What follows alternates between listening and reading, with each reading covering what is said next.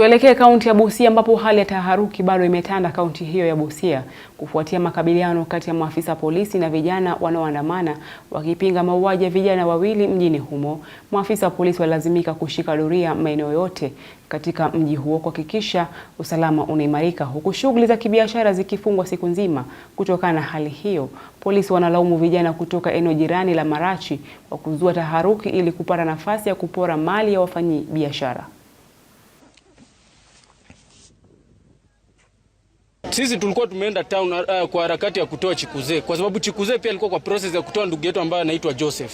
Na kulingana na procedure za police station hatungeenda watu wengi kwa sababu ile ubina, mnajua police station yetu ni ndogo. So tukatuma viongozi wetu wachache waende washughulikie maneno.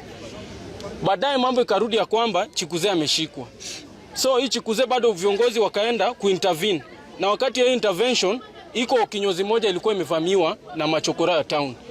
Na hiyo kinyozi bado ni ndugu yetu tu. So kwenda kwa hiyo rescue, kumbe askari walikuwa prepared tayari wakishika Chikuze juu tulipata wamevaa helmets, wamevaa boots, wako ready for war.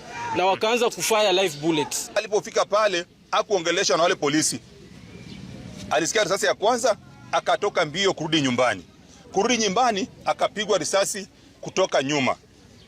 Side ya chest, side ya heart. On the left side of the heart, from behind. Akapigwa hapo risasi, akaanguka kujua apigwa risasi. Unfortunately, akasakam.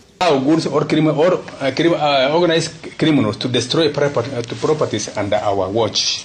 I request our boys or anyone to report to or any citizen to be a law-abiding citizen. If anyone is aggrieved, let them come to my office or any police offices so that we can solve our issues amicably.